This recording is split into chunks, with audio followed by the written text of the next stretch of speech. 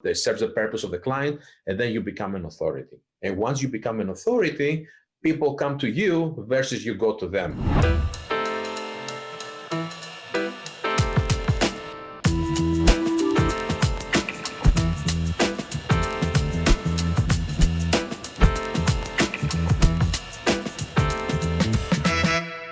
My guest today is Kostas Kollias, but you may know him as Brandtree. He's a coach, strategist, mentor, and the founder of Brandtree Media in New York. He's also the creator of the FIRST method, which helps individuals and businesses to achieve their goals. Thank you for being in my podcast. Welcome. So let the audience know who you are, what you do. Well, thank you so much for having me in your podcast. I'm a fan, as you know, and I watch all your videos, very great content. And I'm a big fan of yours, as you know, your Thanks. skills, your video skills, your graphic design skills. So I'm really happy to be in this podcast today. My name is Kostas Kollias, and I'm a Greek creative entrepreneur, recently residing in New York. And I'm helping creatives to redefine their business and start making sales more efficiently to the point they feel they're growing their business. I started as a creative agency owner that were doing marketing for restaurants mostly and hospitality businesses, and content creation, video, short videos for social media management and marketing, web development, web design, and we tried to create a full scope solution as an agency to help the restaurants to communicate the message with great imagery and video and a very good refined marketing. With that being said, in my journey being an agency creative owner in New York, many opportunities are always coming along your way. And one of this opportunity was one of my clients back in the day. He reached out to discuss how he can start bringing more people, more foot traffic to his restaurant. So this gentleman was a very famous pizza maker, pizzaiolo. Mm-hmm. So I was working at the time in some capacity with a local publication, a New York publication, and we got together, we came up with the idea to create interactive dining experiences that people learn how to cook. So we discussed about the project with the owner, we start discussing about the strategy, we create some amazing content, great videos, the pizza, and Hungry Pop was being created. The company's name was Hungry Pop, is Hungry Pop. So we started selling tickets on Eventbrite on a public ticket platform.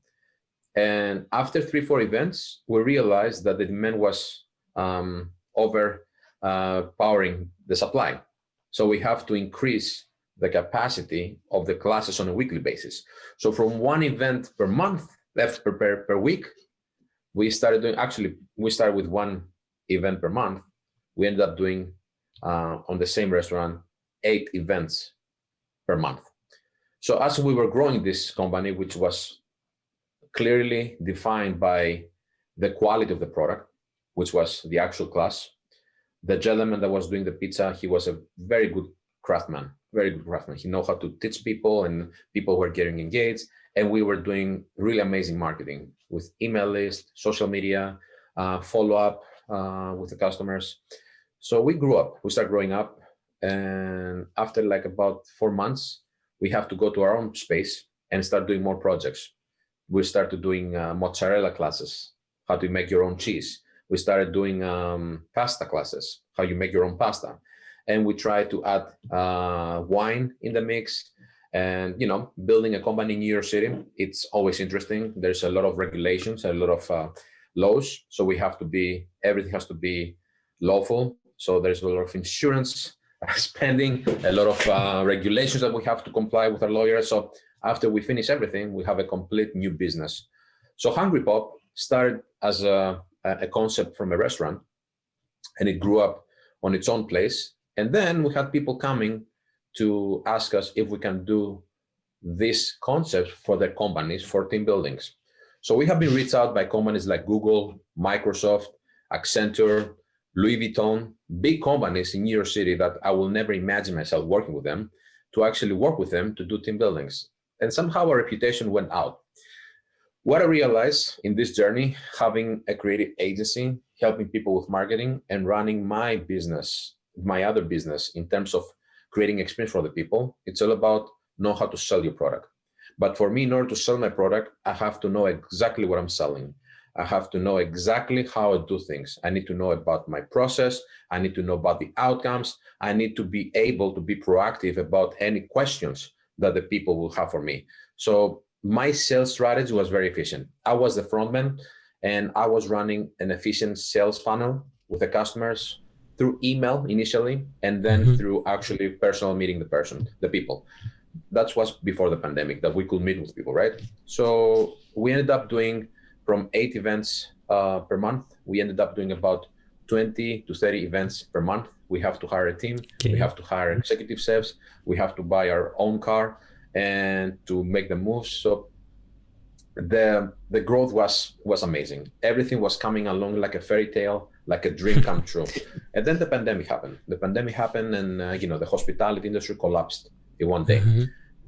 So this is where I started like trying to understand how I can pivot or how I can bring something on the table based on what I know. So my experience in New York City, an intense workspace, as you know, gave me the opportunity to start constructing my thoughts. And with the combination of doing some comprehensive research, I made a methodology about how to make sales in this creative world. I'm a creative myself. I'm a self-taught designer and creative. Even though I'm coming from a business background, I was able to understand a lot about the obstacles that creatives, designers, strategists, developers are going through. So I developed a methodology to help people to reclaim their confidence and get sales in their business. Because you can second that. The creatives are very passionate about what they do, the craft, graphic design, branding, identity systems. They're not very passionate when it comes to sales. Sales is kind of a craft that people don't really fall behind. They don't really follow the same way they follow their craft. Here's what I'm trying to do. I'm trying to help people to understand that sales should be an essential part of your business. There's no business if you cannot make sales. What you need to do is to understand how you do it, you understand what to sell, reclaim your confidence about it, and start selling it. At the end of the day, you're not selling something with no value, you're selling a lot of value. So you have to believe it, you have to absorb it, and you have to go out there. So that's what I'm doing right now.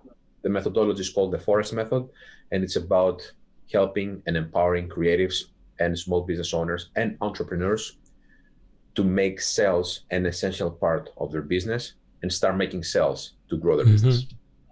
Awesome. Awesome introduction. By the way, I love the new setup, the background. Yes, it's like house. Yeah, I wanted to ask you about that. And the background, it's like small pieces of your identity, like the cameras, the books. Right there, I have my cameras. As you know, I'm a content creator, so I'm a big Sony fan, as we have discussed before. I'm having a lot of cameras, a lot of lenses. I'm a music lover. I love Pearl Jam. I love also the Falls, which is like the Greek singer, Yannis Philippakis. He's from Karpathos. Look them up, Falls. It's an amazing band. My books, and I have more books underneath, and my owls. I'm a big fan of the owls. So that's me. That's like something that my fiancé made. Awesome. That's me. Yeah. That's great. Yeah, because I was watching the background and it's like small pieces of your personality. So it's awesome. That's a good way to put it. Yes. And I know, you mentioned it right now that you achieved one of your big goals this year. It was to buy a new house and go there. Yes. What's interesting in 2020, a lot of people, they got really panicked. And I understand that normal life is not as it used to be. The human interaction was limited because of the pandemic, but there is an abundance of opportunities on the net. Now you can reach out to somebody by clicking a button. So for me, that excites me, that fascinates me. I just have to put my mindset on the right track to see what I want to do. I have to clearly define my goals, what I'm going to, what I have to accomplish. So for me, having two businesses that they were running very successfully, growing, and then the pandemic happened, and because I was mostly in the hospitality industry, and the hospitality industry collapsed, I have to find out something to do. So I'm very active. I invested a good amount of time, effort, and money to study.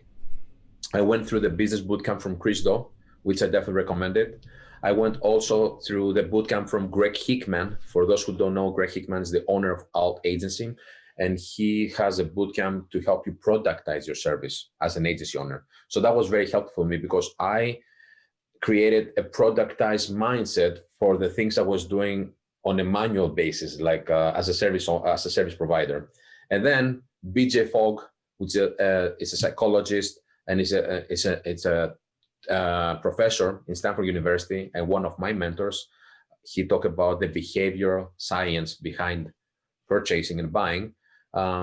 His workshop, the behavior lab, helped me understand more about the consumers and how they think when they buy. So for me, I took all my experience all these years, selling, creating, took my comprehensive research and the studies I did all this time in the pandemic. And I actually conducted my own research with creatives like you. You were actually one of my happy early adopters and beta students to talk about the forest method. And I got all those variables together, and I created my methodology, which I feel very proud because I see right now, as we work on the method, people are indeed doing amazing with their lives and their businesses.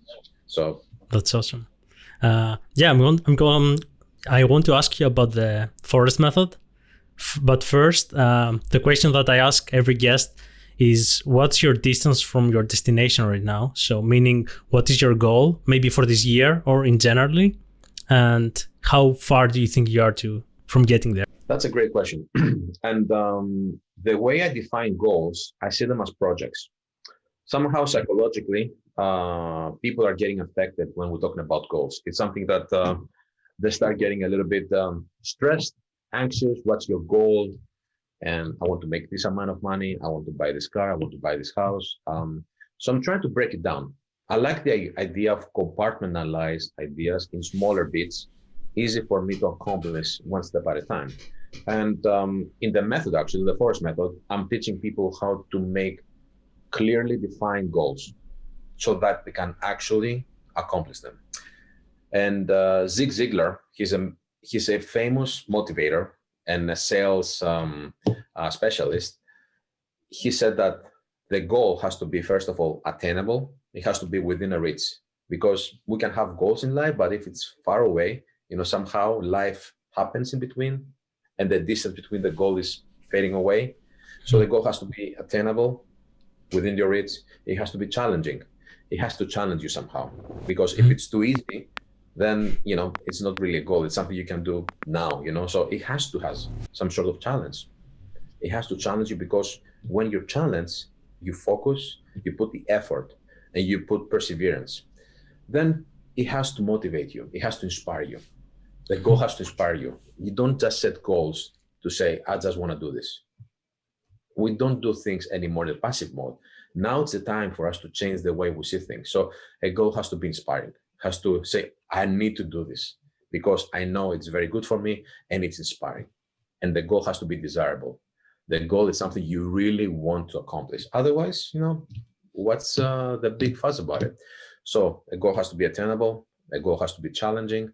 A goal has to be desirable and inspiring. So based on this mindset, my goal last year for me was to actually launch the forest method.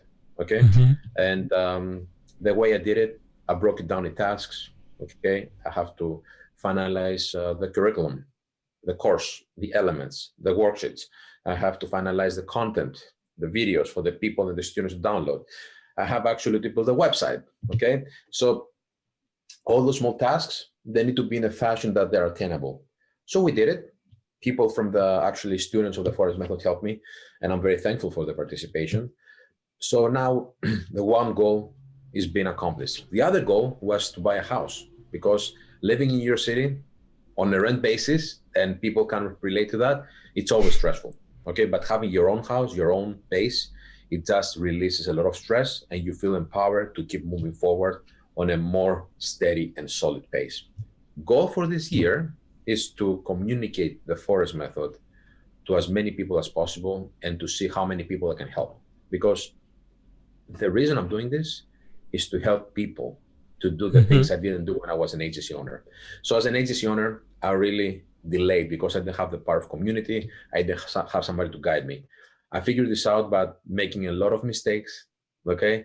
Going through a lot of problems, but I did it. I figured out what makes sense in order to sell something, what's your product. So now here I am and try to create a helping manual for creatives like you that they want to go to the next level. And we define what's the next level.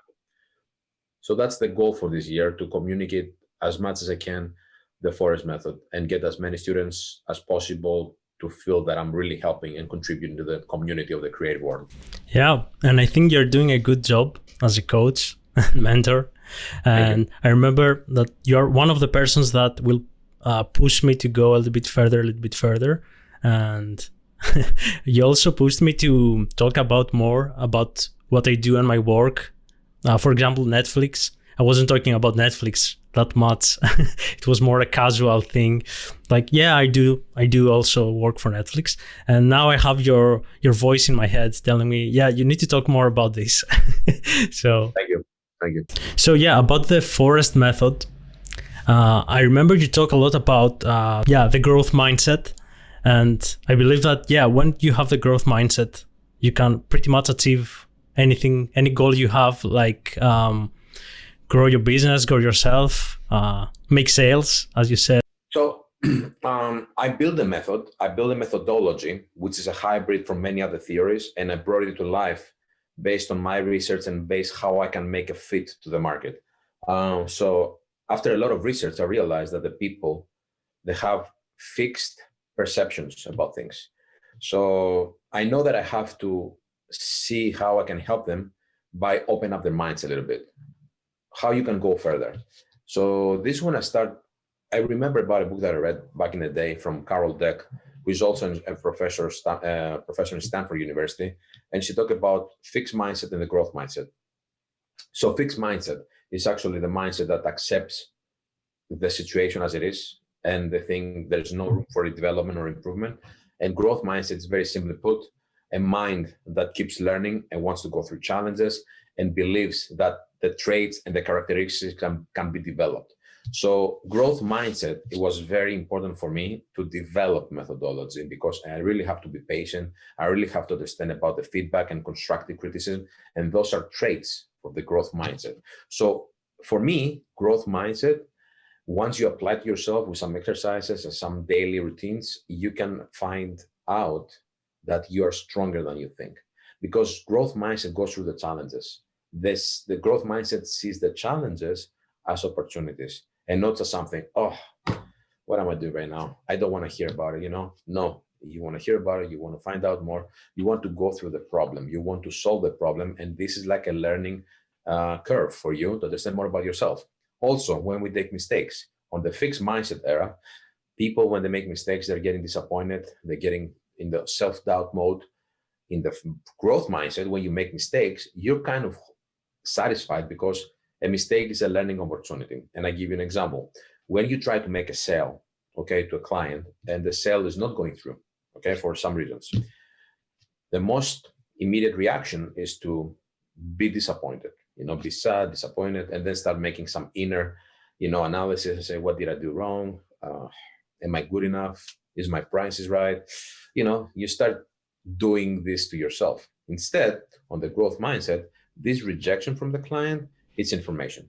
So what I started doing back in the day is, when a client didn't hire me, I was going straight up and ask them politely, say, out of courtesy to our discussion, I would love to find out why you didn't hire me. And there's no strings attached. This information for me so I can become better. And the people were very happy to actually give me this feedback. So most of the times they told me, like, sometimes it wasn't what they needed, because they needed something else as a product and my offering was something else, or my pricing wasn't on the budget, or my approach was a little bit out of their context. So I took all this information. So I constructed my sales script based on the information I have from rejections. So in the forest method, we are lowering our expectations. You don't come to a forest method and say, hey, you're going to become rich. No, you have to learn how to sell. I have to be very transparent and honest what I'm offering to people. There's a lot of methods that go through the method, through the course, and increase your sales for 20%. I don't know exactly how you can do this, I think we have to go through ourselves, understand what we do, and go out there and start selling to understand why people, if they're not hiring us, why they don't hire us. And this information is crucial. And that's a growth mindset trait. Look for information based on your mistakes or rejection. It's an essential part of the forest method. So people, when we do the workshops, they go out there and somehow psychologically they go out there to get rejected. And that's very interesting, right? Because think about it. I say, hey, Chris, go to 5 leads and talk about your product, okay? And see if you can sell it. You say, okay, your expectations are very low. You may be liking, you're going to sell it, but once you build your business, you try to understand more about how you sell. So you're looking forward to get rejected because you want this information, okay? But I'm not telling them go out and reject themselves. I'm telling them go out and sell based on the things you know already.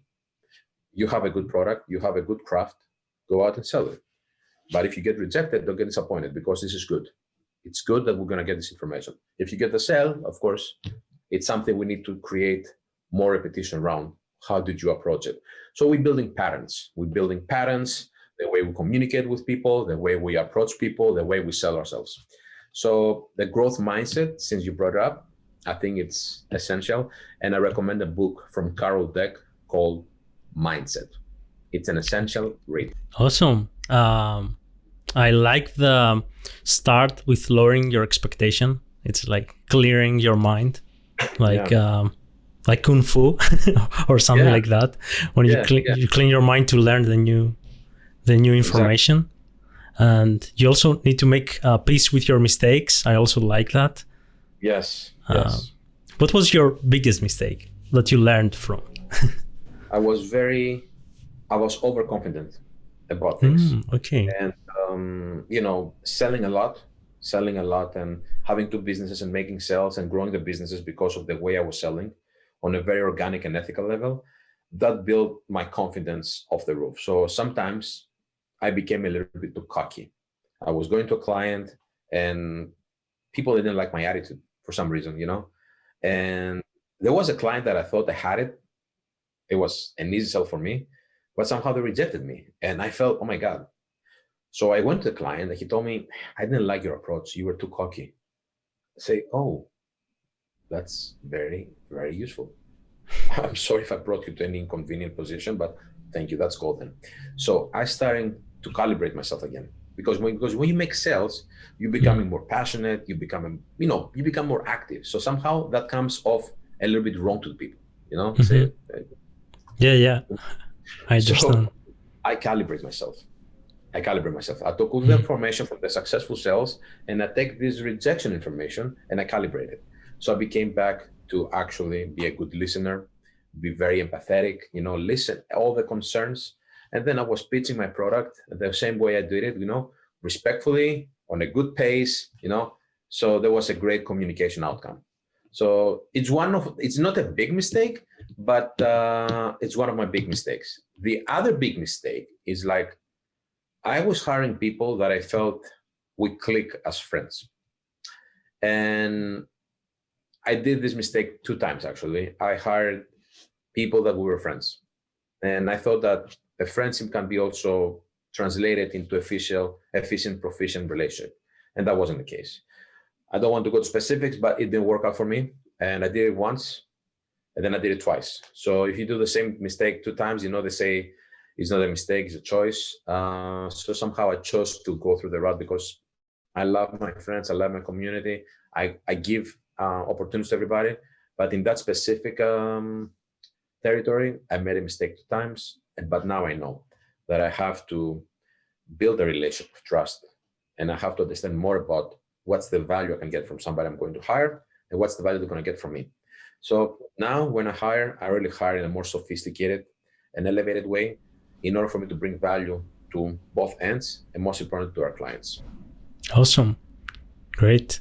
You mentioned sales, and I think it's very important for everyone, even if someone don't understand it right now. Maybe he's a freelancer or he doesn't understand that he needs to work as a business.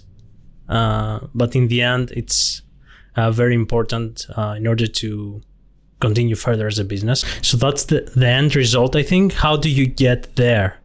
What's the steps to get to the sales? I'm going to give you one small example about the main persuasive pattern you have to use in order to make sales. And what we call about persuasive pattern, it comes from the word of persuasion. In the forest method, we actually go back to ancient Greece with Aristoteles, who's the first actually mentor about persuasion. And in politics, he said, if you want to persuade people, you have to have ethos. So you have to state your credibility. People can trust you. And you do that with logos, which in English, it means logic, rationality. You have to support your ethos and your credibility and your value by actually stating facts and data, okay? And then you have to add an amount of passion, which is called pathos. The way you talk, the way you engage the people, the way you invoke emotions. So based on that methodology, I'm building persuasive patterns. You talk to somebody, what's the number one pattern that people react to? And a pattern means a specific sequence, how the brain works, okay? The biggest persuasive pattern that works for people before they make a purchase is the social proof. And social proof means that, simply put, a testimonial, okay? A testimonial is very powerful. It's very powerful if you have testimonial about your work. So I have people that are starting the business, but I don't have any testimonials. It's very simple. Do work for free to build your portfolio. Do the best of the work you can do to build a portfolio and ask for testimonial. And this is how the journey starts. And you keep going. And then you start charging incrementally until you find your peak point of your value, right? For the people who try to do something else, to pivot or to enhance their business right now, social proof, it's very necessary. And believe it or not, I mean, in America, we have this platform called Yelp. And Yelp is a reputation platform that people go and see about restaurants or about other businesses, how good it is, okay? So most of the people who put reviews, and we just go and say, let's see the reviews of this restaurant, see if it's good, right? We go through the reviews and we read 5-star, 3-star, 4-star. I say, okay, that's a 5-star. But think about this. Have you ever thought about who wrote this review? Is it a credible person? Is it somebody who killed his pet? Is somebody who robbed the bank? Is somebody unethical? No, we just see the stars and we go, you say, okay, that's a good restaurant, it has 5 stars. Or it's not a good restaurant, it has 2 stars, you know? So I was working in the restaurant industry and I know that people's conceptions about service or food varies, you know? So can I rely on somebody who I don't know to go to buy the product that he bought before? Not really, but it happens. Social proof is psychologically proven to drive people's engagement towards a product. So if you use the social proof wisely, with the right questions when the people give you testimonial, which is very important as well. You don't make, let's say, a website and go to the client and say, please give me a testimonial. You go and ask them, say, can I give you some questions that you can answer so I can build a testimonial? What was the experience? What's the outcome? What's the need? Were the needs met? Were you happy with the pricing? Were you happy with the product, with the service? So you construct a testimonial, a social proof for your brand and your service that starts building your reputation. In the Forest method, we have a 5-step process that we follow in order to become influencers, okay? The first step is to extract your skills. Everything you know, the way you do it, how you do it, what kind of technology you use, it's called a mashup, right? So we try to extract all the skills, and that gives us a good idea about what we do, because when we try to communicate what we do in a very visual way, then we get to understand more about what we do. Because somehow, as designers, think about it. Think about how many different softwares we use. Adobe Illustrator, Photoshop, Adobe Premiere, Adobe Acrobat, Adobe Spark, DaVinci for coloring, we're using so many software, but we never communicate it. People take for granted that, yeah, you're a graphic designer, you do these things on the keyboard, good. It's not the case. The case is that you have to understand how many skills you have and how you use them. So you can construct a visual idea and put weight to yourself. Say, what I do is not that simple, all right? So we start with the skills. Then we go to the process. When you have a process, you add sophistication behind it. So what's your process when you do a logo or you do a video? You do research, you do competition analysis, you see other videos, you talk to your client, you have a discovery session. How you do that specifically, one by one, extract all the steps of the process and see the transformation that happens in each step of the process. That will give you the extra weight to put your product you're offering on a high level. So you can understand that you're not random. You're not just a designer. You're not just an illustrator. You're something more. You're solving problems. You have strategy in your mind. You have to communicate eternally. So once you have your skills and your process in place, and you see it visually, like in a big mirror, like a Minority Report, you just get the confidence in mirror, say, what I do, it's important. The third step is to build a product. And what does it mean to build a product out of your skills and services? It's about being able to communicate what you do in a very simple way to your clients to understand. Productize your service means that it's easy to find it on the supermarket shelf, say, oh, it's a red box of a pancake mix. I know what I'm getting, all right? So it's easy for me to buy. So product, the third step, skills, process, product, means that your product is easy for the people to understand what you do immediately based on the actual outcome you're providing and the price. Then when you have the productization phase finished, you go through the reputation. How do you build reputation? Well, when you have your product in place, you start communicating it, right? But you have to build reputation with yourself first. You have to build this confidence, this clarity to know exactly what you do. So you're reclaiming everything in terms of strength to go out there and build reputation. Is it social media? Is it emails? Is it direct responses, direct communication with people you served before? You start building your reputation. And when you feel that your reputation is to the point that feels sufficient for you, then you become an authority. So let's say you build a product, some presets on Lightroom, okay? And you did it based on your graphic design skills, and you have a process to design presets, and then you have the Lightroom presets, okay? You build a reputation that those presets is like amazing, they're good, they serve the purpose of the client, and then you become an authority. And once you become an authority, people come to you versus you go to them, all right? And that's what I'm trying to teach through the Forest method, how you can become an authority of your craft, right? It works, it empowers people, and sales is an eternal part of this situation. How you can become from persuader and influencer, otherwise an authority. So it's a journey. It's a self-discovery journey to understand more about your business. And then we teach people about sales. So I love that you start first from yourself. You need to discover first yourself and your business, and then you move on to the next steps. It's interesting because I talk to so many creatives, and when I ask them what they do, they told me it's graphic designers, but they think to become brand strategists, or they think to become something else. They were kind of in the process of pivoting or reinventing themselves. So we have to do the self-discovery to understand where they are. And cultivating a purpose with the Japanese method that we do, the Ikigai, is very important, because we can go to Chris 1 that has a video editing service, or we can go to Chris 2 who has a video editing service in order to help people to build better products and communicate their marketing better, So somehow we go behind purposes. People go behind stories. People want to know who is actually behind the product I'm buying, A very, very simple example is about the behind the scenes power. You're a videographer. So you know that a lot of videos, they have a video after that to show the behind the scenes. People want to see bloopers. People want to see how they did it. The chefs, they're cooking and they're showing the behind the scenes. It's all about for the people to get engaged with you. So you need to have a purpose behind it to support this. It's not just a one more video or one more logo. It's who does this. So that's why actually I feel it's very problematic right now.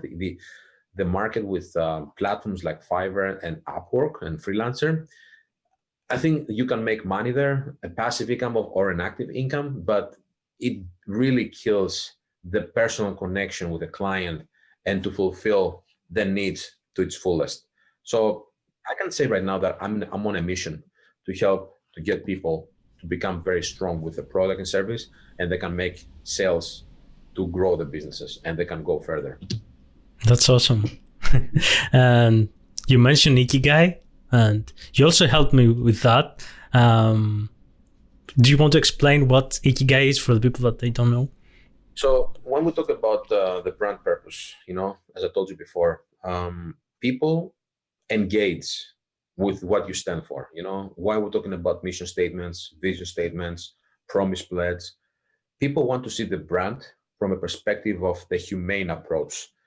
Who is behind the brand and what they're trying to serve? What's the biggest purpose from them, So there are many ways to find the brand purpose. There are many beautiful workshops, many mentors out there, but it was when I saw from Chris Doe, his Ikigai video, that I realized that's a great exercise. So I have to dig a little bit deeper. I found this Venn diagram. I learned from the videos on YouTube how to do it. I read a few books, 3 books actually about Ikigai, how to do it. And then I registered to a program on Ikigai tribe in Australia that actually goes a little bit deeper. So Ikigai means the purpose of being. It's something that the Japanese people having as a philosophy. What's your Ikigai in life? What you stand for. And it's actually more like a source of energy, more like the source that keeps you moving on a daily basis. Why you wake up every day, right? What's the reasoning behind it? You just keep living, you just keep breathing, or you have to fulfill a mission, you have to fulfill a dream. What's the purpose? So Ikigai, it's a beautiful actually framework that extracts a lot of things from your inside and connects you, aligns you with your brand, and you make your brand purposeful. So when you put on your product, service, process, a meaningful purpose behind it, the power becomes way, way more intense, and people can see it glowing and they follow. It's like a magnet. So that's what I'm teaching to people. What's your purpose? Awesome.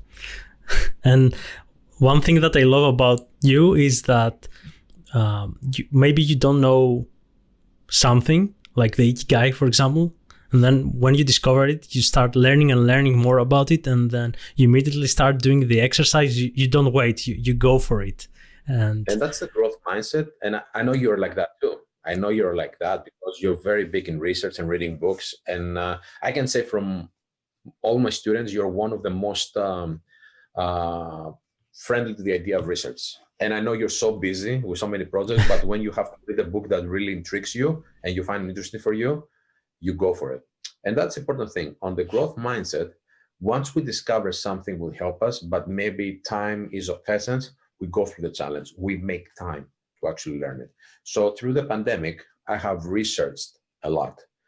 I have never researched so much in my life, but I had a lot of time to reinvent and reconfigure the way I sell myself out in the market as a coach, because I was never a coach, I was a consultant. So I really have to make sure that I give value to the people. It's just like I'm one more coach.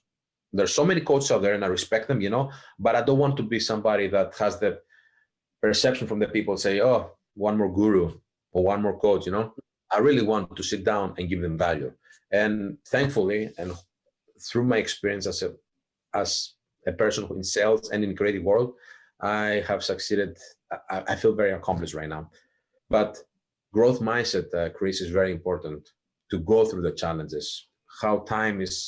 How we manage time, how we manage clients. Growth mindset is very important. So I feel very lucky that I have applied a growth mindset to my system. Yeah, and I think that you are helping people.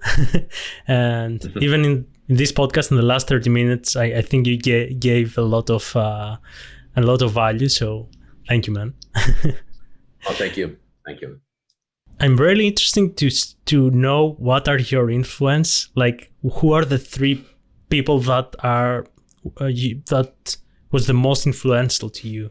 There are many, but if I can put them in on the top three, I would say the Greek philosopher Aristoteles, who has the knowledge. He was a student of Plato, and Plato was a student of Socrates. He has all the wisdom of, for me, the biggest three philosophers in the world.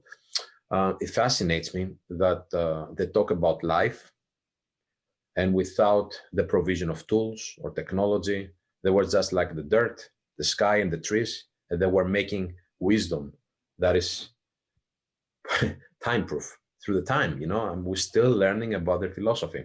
So Aristoteles, I read the rhetorics, I read the dialectics, I read about the ethics, has really influenced me to be the person I am. And that helps me also to make humane connections with my clients and my peers and my students. You really need to find a source of philosophy to understand more about yourself. So for me, it was essential to read about Greek philosophy. The other person that I really admire, actually, they're two together because those people go together. They used to have a podcast. It's Kevin Rose and Tim Ferriss. Tim Ferriss, he is the famous author from the 4-Hour Week Work and the Tools of Titans, and Kevin Rose, he had, before Reddit, the platform called dig.com, digg.com. So it was the first, I will say, version of Reddit. Reddit is big right now. And then he sold it and he became an advisor in Google Ventures. But as a technologist and as somebody who can relate to me back in the startup life that I went through, he did all the things right for himself to grow. And he has a beautiful podcast once a month, the Kevin Rose Experience. And Tim Ferriss, they were friends, they were doing podcasts together. So there's a lot of knowledge here because they both love Stoicism, they both love Japanese culture. So there's a hybrid of great information that they share with people. And the third person that I'm a big fan, and I definitely recommend for the people, especially the young people, to go on YouTube and just go through the old cassettes he has, because he was publishing cassettes back then, but it's on digital version right now on YouTube, is Zig Ziglar. Zig Ziglar has an abundant capacity of information and motivation. Everything he says, it makes so much sense. And it comes from somebody who is like in Alabama, in America, back in the day, in when the marketing and the industrial revolution was picking up, and he was there to create a humane approach for the people to understand more about how to build the dreams in a way that makes sense for them. So I recommend those 4 people to explore. Aristoteles will need some more time to study philosophy. It takes time, but if you apply a growth mindset, you go through this effort. Kevin Rose and Tim Ferriss, I would say, is the most approachable in terms of internet. There's a lot of resources. So if you look for Kevin Rose and Tim Ferriss on YouTube, you're going to find amazing sources. And Zig Ziglar. Zig Ziglar is also, if you write Zig Ziglar quotes on Google, you're going to find hundreds of beautiful quotes. So I definitely recommend them for my students and for our friends here to go and get some motivation and guidance. Great. I will have the links in the description. So yeah, anyone can find them. Awesome. How is the forest going? So the forest method started in December. Officially we started, and we have the first workshop, and the first graduates are coming in 2 weeks from now. They already started making sales. They already start growing their businesses within the program, because the program is kind of an immersive exercise, immersive experience. It's not about sit down, we talk about things you learn. There are exercises actually to do about your business. To what you learn, go and practice it. And it gave me great clarity for me to understand that the interactive way of learning is the most efficient way to do it. Okay. And I do coach people on a more private basis, but I have to say the workshops are my favorite. I love helping people in any capacity, but on the workshops, I'm also learning as well from the people, because when I have, let's say, creatives in one room and we're talking about sales, I'm keep learning. And that's the beautiful thing about teaching. If you want to teach and you want to become a good teacher, you have to understand learning. So I keep learning new things all the time. So it never stops. What was the most useful thing you learned since you started the forest method? So what I learned is that the creatives, they have an immense inner power that is like a volcano. When it erupts, it just explodes. So the creatives, because I think the creatives, if not the most useful, is one of the most useful professions generally in the world. It makes the world look better, makes the world bring purpose to people for their businesses. If you have a great logo, the people feel so motivated to have a nice logo and to stand behind it. The creatives are building a better world. The chain reaction behind the creative outcomes, there's so many. But what I realized is that all of them, they want to learn sales because they never had the opportunity to be equally efficient as creators and as a salespeople.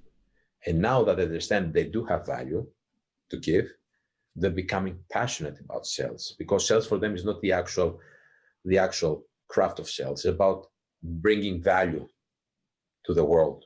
So they have to communicate it. Of course, there's monetary value behind it, but the more they think about the value they're giving, and that's how we do it, by the processes and the skills and the productization of the ideas, the more passionate they become to move forward. They keep doing and keep growing. So I realize the most important thing I learned teaching creatives, the immense inner power they have. And that really fascinates me and motivates me. Awesome. Great. I also think you are giving a free program to restaurants right now for the forest method. So the forest is also teaching restaurateurs. It has a little bit different approach because the restaurateurs is more tailored to the day-to-day operations. Their time is very limited comparing to the creatives, which the creatives are a little bit more diverse when it comes to timing. But the restaurant has a lot of ongoing things. It's a perplexed organization. So based on my experience, because I used to be a restaurant manager back in the day, I understand the pains they go through. And as a creative helping restaurants, right, I give them this creative approach through the forest. And I'm trying to digitize the product. Now that the people that don't have like walk-ins, people go to the restaurant, they have to find more sources of revenue. So people that do have like they have some websites, they work with some platforms, but I really try to help them to understand in terms of sales, how you create sales funnels to build your catering business, build your meal kits, your delivery, how you can go further on the internet to communicate your amazing brand and food. So I have great reaction there. And right now, as we're talking, I'm refining the forest method a little bit. I'm calibrating it for the needs of small business owners like restaurants. The forest method, it's mostly tailored to creatives, but with a small refinement, I was able to adjust it for the restaurant owners. Awesome. So if you have a restaurant, or if you're a creative and you want to check it out, again, I will have the link in the description, so anyone can check it out. Thank you. Yeah, about restaurants, I recently heard about ghost kitchens. I don't know if you know about that. There are a lot of famous people that they're creating a menu, and they basically it's like almost renting kitchens from other restaurants that they don't work right now. So the first company who tried to apply it was actually in San Francisco. One client of mine, he asked me about ghost kitchens, and I have to do some research because he told me Uber approached them to create a ghost kitchen. So if you have a kitchen with spacious and you making burgers, can you make tacos or can you make pasta? And through one kitchen, they were building three more restaurants. So they were making like ghost brands, and you have a taco business and you have a pasta business and you have a burger business in the same kitchen. I find this very interesting because the way they were trying to do it as Uber, they tried to increase their landscape, but I don't think they thought it through in order the value for the clients, because the clients then have to adjust their food costs, they have to add more practices, so they really have to give them a structure how to do it. Instead, they went there saying, can you do tacos? Says yes. Can you do pasta? Yes. So we create 2 more brands in your kitchen. Saying that sounds amazing. But then you see that there's a lot of operational struggles. So I would say this opportunity, if you can do a lot of food and you can create many brands, you really have to know your numbers. You really have to have a handbook of direction, and you really have to have like pushing from the Uber to push to get more money. So to your point about famous people and creating menus and everything, it's a big trend, especially in New York is happening already, but I think it needs some more extra elements to make it a more solid effort. There's a lot of regulations behind, there's a lot of laws that you have to be careful because, especially in New York City, the regulations for the food industry are very strict, very strict. They pay a lot of attention about sanitation and health, and I think that's a proper way to do it. So I hope it's not just a trend. There is something there that I think people can build out of it. Mm-hmm. Okay, interesting. Yeah. Is there anything that I didn't ask you and I should? I think my general consensus about especially the creatives is that they really have to understand how smart they are and how important their craft is. They have to find a way. It's not only through the forest method. They have to find the ways to research. And thank God we have the internet right now. With a click of a button, you're getting the information you need, right? So they really have to invest in themselves. They really have to invest in themselves to research, find somebody to direct them, to guide them. I think it's proper. The same way you, let's say, invest on your equipment, the same way they should invest in programs that they will help them to enhance what they do. And I mean, the same way I said to Chris Doe back in the day, Business Bootcamp, that it was kind of an expensive investment, but eventually it pays off. You have to have in your mind that when you make an investment, you really have to find how to use it efficiently so it can pay off. So smart investments, research, study, keep becoming better, and go get them. I mean, go make the sales and don't be afraid to be rejected. Take this information, how you can make the next sale more important. Everything is feedback. Everything is data. Try to aggregate the data and understand more about the market you're serving, yourself, the way you talk, the way you sell, and you will be up to something amazing since you're an amazing creator. I just really feel that the sales have to be an internal part of the thought process. I don't want them to think that sales is something that they cannot reach. Sales, it can be ethical, it can be efficient. So I'm really passionate about getting people to take the craft from the next level by making sales. Awesome. That was great. We're almost in the end. Where people can find you? I will have the links in the description, all your links, but where is the best way to approach you? First, my main source of reaching somebody to reach me is theforestmethod.com. And I can be reached on the email k@theforestmethod.com. On social media, I'm not very strong because my time is limited, but I'm about to hire a social media team to delegate so I can keep communicating out there. But you can find me on Instagram, This is the Forest, and LinkedIn, Kostas Kollias. And I would love to have people reach out to me with any questions. I'm always a message away to respond and help people. That's awesome. So if you have more questions, you can ask Kostas directly. Thank you. Well, Chris, that was great, man. Thank you so much for taking your Thank you. One last thing that I do in the end of every podcast is ask the guest 3 fast questions. You can ask, you can answer with anything that pops in your mind, and then you can talk about it more, but it's up to you. Okay, that's great. That's good. Okay, so you worked a lot into restaurants and kitchens. What's your favorite cuisine? Mexican, okay. Why? I like, it reminds me a little bit of Greece, actually. And actually, Greek, it's my favorite, but I don't want to be so predictable. Mexican, I like the variation of different elements coming in one tacos or in one tortilla all together, and they have some pluralism and in flavor. And they're using a lot of great materials. A good, authentic Mexican food, it always fascinates me. Awesome. Great. Do you also eat spicy? I love spicy. Okay, great. So when you're in Greece, I'm gonna have you here for a Spicy Hot Wings podcast, and yes, and let's do it. I'm gonna do a second one. Let's do it. Great. The second question is, what will be the 3 things that you will like to do before you die? Go to Mars, skydive, and go climb the mountain Everest. Wow. Okay. Those are amazing. Skydive was always my first one. How was it? Awesome. Yeah. But yeah, until, I don't know, 4 years ago, it was like the instant response to that question was like skydiving. So yeah, you should do it. Good.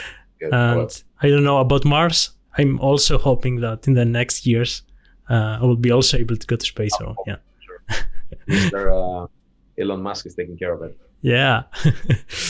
The last question is, what's the simplest advice, but it's the most hard to follow? Always deliver more than expected. Mm-hmm. Larry Page from Google. That's my dogma. Don't over-deliver in terms of if you don't find balance, don't do it just to do it. Always deliver more than expected, like the small extra touch or something big. I mean, the follow-up with the client or an extra hour based on your contract just to make sure that everything is good. An extra communication approach. Always deliver more than expected. From my experience, people appreciate when you try to do something extra. Really awesome, man. I think that's the best way to close this podcast. So yeah, thank you for being my guest. And thank you for sharing so much value. Thank you for being such a good friend. You're an inspiration, and I'm learning from you as well, my friend. There's so many things I learn from you. So keep inspiring you and your audience. I'm humble. Thank you, man. Thank you.